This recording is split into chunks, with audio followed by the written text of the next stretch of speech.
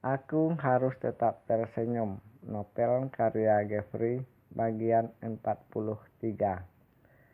Di bawah terik matahari yang begitu panas siang itu, Parlan mengendarai motor bebeknya memasuki desa Sukajadi.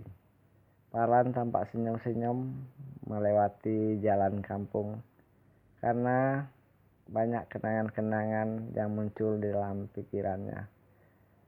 Maklumlah, ia dilahirkan di desa ini dan dibesarkan juga di sini.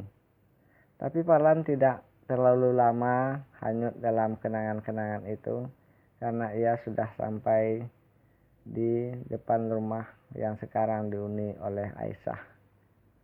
Parlan memarkirkan motornya di serami belakang. Dilihatnya ketika anak-anak Aisyah sedang asik bermain. Ia memanggil anak-anak itu sambil menyalami dan mengelus kepala mereka satu persatu.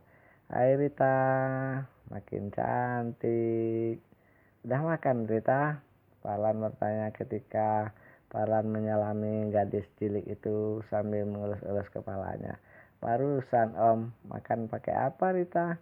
Pakai sayur sama ikan tongkol. Wah enak dong. Pakai cabai ya? Pedas Om. Hehehe. Rita tampak malu-malu karena ketahuan ia tidak kuat makan cabai.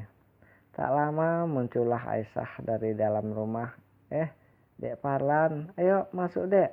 Tidak usah Mbak, di sini saja enak, dingin. Bagaimana kabarnya Mbak? Alhamdulillah Dek Parlan. Dek Parlan sendiri? Ya, syukur alhamdulillah sehat-sehat Mbak. Anak-anak bagaimana Mbak? Sehat semua, syukurlah. Bagaimana dengan hasil kebun Mbak? Cukup? Alhamdulillah Dek Parlan. Malah berlebih. Syukurlah kalau berlebih ditabung untuk keperluan anak-anak ini nanti. Maklumlah, semakin kesana anak-anak ini semakin besar, semakin banyak biaya yang dibutuhkan. Tapi jangan pula Mbak Aisyah lupa, diri Mbak Aisyah juga perlu diperhatikan, kata Parlan sambil melirik kepada baju Aisyah yang bagian sampingnya tampak ada tambalannya. Iya Dek Parlan, terima kasih. Tak lama muncullah Pak Mamat dan istrinya ikut nimbrung di sana. Wah, Nak Parlan tambah gagah aja. Pak Mamat, iyalah Pak, yang namanya juga anak muda harus semangat. Benar itu Nak Parlan. Mereka duduk di serami belakang. Aisyah pun mengeluarkan beberapa gelas air minum.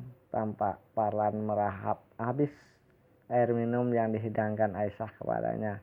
Maklum, ia sudah dari tadi berjemur dalam perjalanan ke sini. Saya ke sini tadi kebetulan pulang dari kuliah, Pak. Saya sekarang kan sudah jadi mahasiswa, Pak, kata Parlan sambil menyongkel pinggang Pak Mamat tersenyum. Hehehe, sama dong sama anak Ranti. Tidaklah, Pak. Ranti kan kuliahnya di ibu kota, di kampus yang gagah. Kalau aku kan cuma di kota kecil, Pak. Universitas terbuka Sabtu Minggu. Yang penting minat belajarnya itu Nak Parlan, dimanapun kita belajar. Kalau serius, ya berhasil. Ya mudah-mudahan demikianlah Pak Mamat. Ya Bapak yakin Nak Parlan ini orangnya pintar, serius, dan rajin. Wah Pak Mamat terlalu berlebihan. Parlan tampak mengerlingkan matanya kepada istri Pak Mamat yang juga sedang duduk di samping mereka. Itulah Pak Mamat, karena kuliah ini perlulah sedikit pakaian yang agak bagus. Karena itulah aku kesini mau jemput pakaian yang masih ada di sini. Oh, tak kiraan ada yang perlu. Yang perlu sih perlu lepas rindu sama Pak Mamat dan Ibu. Hehehe, Pak Mamat tertawa cengesan. Nak Parlan ini pandai sekali bicaranya.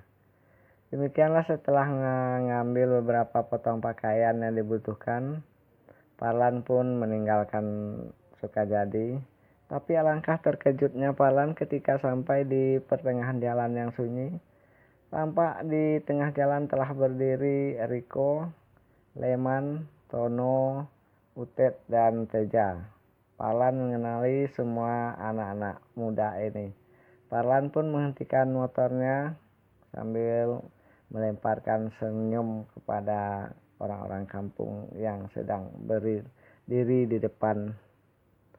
Wah, bagaimana kabar kalian, gagah ya semua nampaknya. Banyak cerita kau Parlan, Riko menjawab. Apa kabarnya nih Riko? Kok tiba-tiba tidak ada angin, tidak ada hujan, jadi marah-marah begitu? Riko mendekati Parlan. Tahu kau bajingan, gara-gara kaulah Ranti ke Jakarta. Musnahlah harapanku untuk mendekati Ranti. Jangan bodoh kau Riko. Ranti itu tidak suka sama kamu karena sifatmu itu. Kalau kamu mau sama Ranti, robah dulu sikapmu. Jangan mencari kambing hitam. Riko tidak berpikir panjang lagi, langsung saja ia mengangkat kakinya menunjang kepada rusuk Parlan. Parlan hanya mengelak, tapi 4 kawan yang lain bersamaan menyerang Parlan. Parlan pun jadi kaget. Sekarang mengertilah dia apa maksud dan tujuan kelima orang itu menghadangnya di perjalanan pulangnya menuju Simpang Telaga.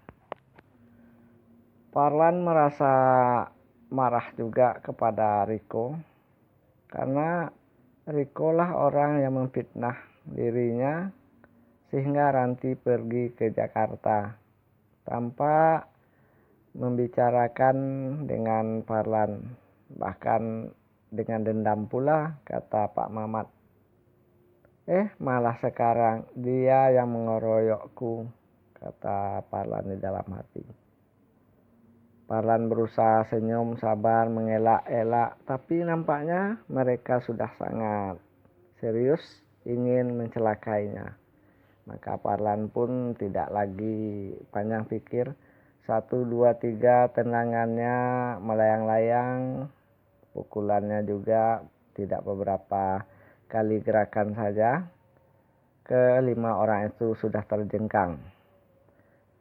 Parlan mendekati Leman. Leman, kita berkawan dari kecil.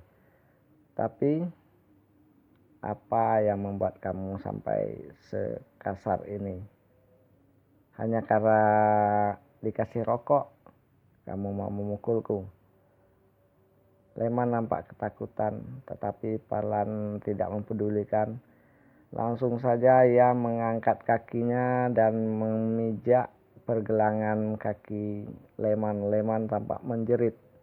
Demikian pula halnya dengan Tono, Utet, Teja, dan satu lagi teman Roni ini tidak luput dari pijakan kaki Parlan, membuat mereka meringis kesakitan. Parlan sengaja memberikan sedikit pelajaran kepada mereka agar mendapat kenang-kenangan, gumamnya di dalam hati. Dan ketika ia melihat kepada Riko yang hendak melarikan diri, Parlan melompat menarik baju Riko hingga baju itu terkelupas dari tubuh Riko. Riko menoleh ke belakang, satu gebukan menghantam hidung Riko. Riko terjengkang. Parlan menyambut pinggang celana Riko, menariknya hingga celana dan kolor-kolor Riko terlepas dari tubuhnya.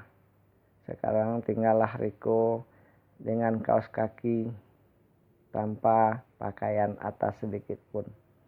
Riko kelagapan mendapatkan tubuhnya sudah bugil. Parlan mendekatinya sambil menghayunkan sebuah pukulan menghantam perut Riko. Riko terduduk. Parlan lalu menghantamkan kakinya ke arah dagu Riko. Riko terjengkang. Sambil berdiri, Parlan bicara dengan kasar sekali kepada Riko. Apa maumu? Berdiri kalau kau laki-laki. Jangan cuma pandai bicara. Tampak Riko menggigil. Tapi dia tidak bisa berbuat apa-apa karena ia menyadari Parlan bukanlah lawannya. Saya peringatkan, sekali lagi kamu ikut campur urusanku, jangan harap kau akan punya kaki yang sempurna. Parlan mengangkat kakinya lalu memijak pergelangan kaki Riko. Terdengarlah berdetak tulangnya, entah terkilir entah patah. Riko pun menjerit. Parlan tidak mempedulikannya lagi. Kemudian nampaklah Pak Lumban, Pak Kades, lewat di dekat mereka. Parlan langsung menghentikan Pak Lumban. Saya berkata, Pak, tolong Bapak bawa orang-orang ini. Mereka tadi mau menghajar saya, Pak. Untunglah saya punya sedikit kepandaian, sehingga mereka lah sekarang yang saya hajar. Tolong sampaikan sama Pak Ibrahim ya Pak. Tolong dididik sedikit anaknya agar pandai bersopan santun.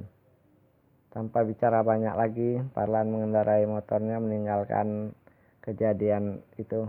Dan Pak Lumban terkaget-kagetlah mendapatkan 5 orang anak muda yang sudah terkapar dihajar Parlan. Bersambung.